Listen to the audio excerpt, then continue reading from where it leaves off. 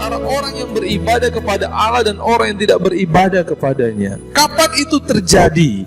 Dalam pasal 4 ayat 1 dan seterusnya yang kita baca tadi, itu ada keterangan. Lembaga Alkitab Indonesia memberikan judul Hari Tuhan, hari-hari terakhir, hari-hari menjelang kedatangan Tuhan, hari-hari menjelang Tuhan Yesus datang kali yang kedua. Dikatakan bahwa hari itu datang menyala seperti perapian. Ya. Jadi kita dapat membayangkan satu situasi yang panas, situasi yang sulit, situasi yang munculnya begitu banyak kesesakan, sehingga ada banyak orang menjadi tidak nyaman hidupnya, begitu banyak orang menjadi tidak menikmati akan kehidupan. Dan ini adalah satu kebenaran yang tertulis dalam firman Tuhan, menyatakan bahwa menjelang kedatangan Tuhan, menjelang hari Tuhan, itu situasinya panas. Karena orang tidak saling peduli, karena keadaan situasi yang sangat sulit. Bagaimana orang lebih mementingkan dirinya sendiri, ya, orang lebih mencari kesenangan, mencari kepentingannya sendiri. Ya, terjadi satu gesekan antar manusia, situasi yang begitu sulit. Kita bisa membayangkan hari-hari kita pada saat ini, di mana dunia dilanda dengan satu wabah penyakit, keadaan yang begitu sulit dirasakan. Inilah peristiwanya yang Tuhan katakan melalui kitab Maliaki, bahwa hari itu datang menyala seperti perapian. Suatu kondisi yang menyesakkan, ya. Penyakit yang sudah berlangsung sekian, kurang lebih 1,5 bulan ini, sudah membuat panik begitu banyak orang. Keadaan yang membuat orang sudah mulai teriak dengan keadaan. Kenapa? Karena kesulitan, ya. Sulit untuk kita benar-benar mampu bertahan. Kalau wabah ini bertahan sampai beberapa bulan ke depan, atau ada banyak prediksi bisa sampai akhir tahun dan tahun depan, maka kita akan dapat membayangkan betapa sulitnya orang untuk bertahan. Situasi mencekam, keadaan yang tidak menentu, ya. Dan itu terjadi pada saat kita, pada zaman kita sekarang ini, pada hari-hari yang kita jalani pada saat ini. Sehingga pada akhirnya muncullah kelompok manusia, antara orang benar dan orang fasik, antara orang yang beribadah kepada Allah dan orang yang tidak beribadah kepada Tuhan. Kita bisa melihat reaksi begitu banyak orang. Ada orang yang nyinyir saja, ada orang yang santai, tapi ada orang yang kita melihat tayangan-tayangan media sosial, orang sampai berlutut di tengah jalan, orang sampai menyembah di tengah jalan. Kenapa? Karena ketidakberdayaan. Ada satu kesadaran orang bahwa mereka harus beribadah kepada Tuhan, mereka harus mencari Tuhan. Tapi juga ada begitu banyak orang yang santai, ada begitu juga banyak orang yang tidak peduli, ya, bahkan menjadikan hidupnya lebih jauh daripada Tuhan.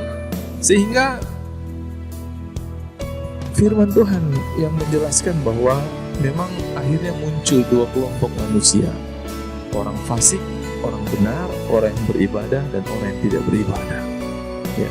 Apa yang akan terjadi pada dua kelompok manusia ini pada akhirnya, ketika situasi memanas, ketika situasi keadaan yang tidak menentu? Firman Tuhan sudah jelaskan.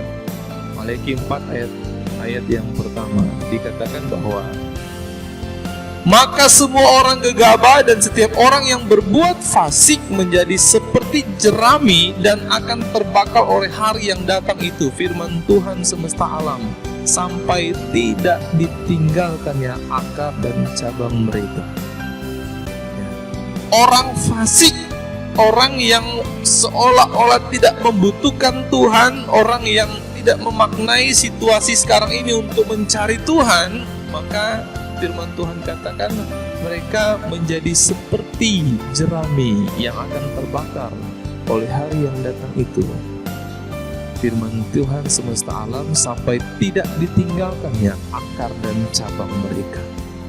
Jadi kita bisa bayangkan ya, satu gambaran firman Tuhan menjelaskan orang fasik, orang gegabah, orang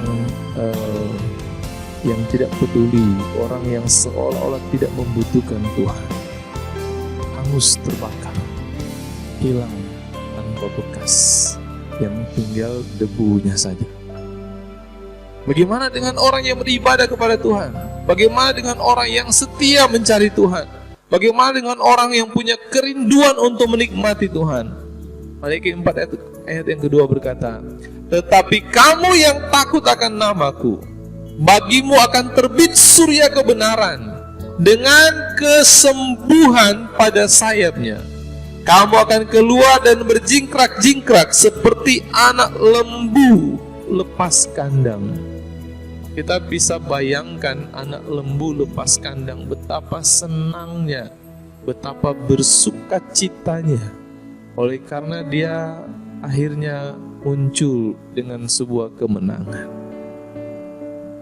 Orang yang mencari Tuhan, orang yang takut akan nama Tuhan, orang yang beribadah kepada Tuhan, orang yang memaknai hidupnya di situasi sulit saat ini untuk mencari Tuhan, firman Allah katakan, bagimu akan terbit surya kebenaran dengan kesembuhan pada sayapnya. Kamu akan keluar dan berjingkrak-jingkrak seperti anak lembu lepas kandang. Jaminan Tuhan, ada hal yang disediakan Allah bagi orang yang setia beribadah, walaupun di situasi sulit. Upah di balik kerinduan kesetiaan kita adalah kamu akan terbit seperti surya kebenaran.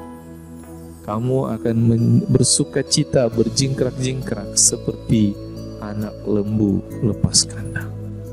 Mari kita maknai kehidupan kita.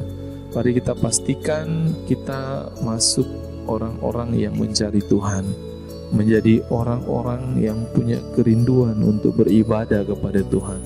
Dimanapun kita berada, walaupun dibatasi oleh keadaan, tapi niat hatimu untuk mencari Tuhan, beribadah kepada Tuhan, menginvestasikan upah besar. Firman Tuhan katakan, kamu akan terbit seperti surya kebenaran, berjingkrak-jingkrak seperti anak lembu lepas kandang. Orang-orang yang terus terpelihara, orang-orang yang terus diberkati, orang-orang yang terus dilindungi, orang-orang yang terus menikmati semua kebaikan.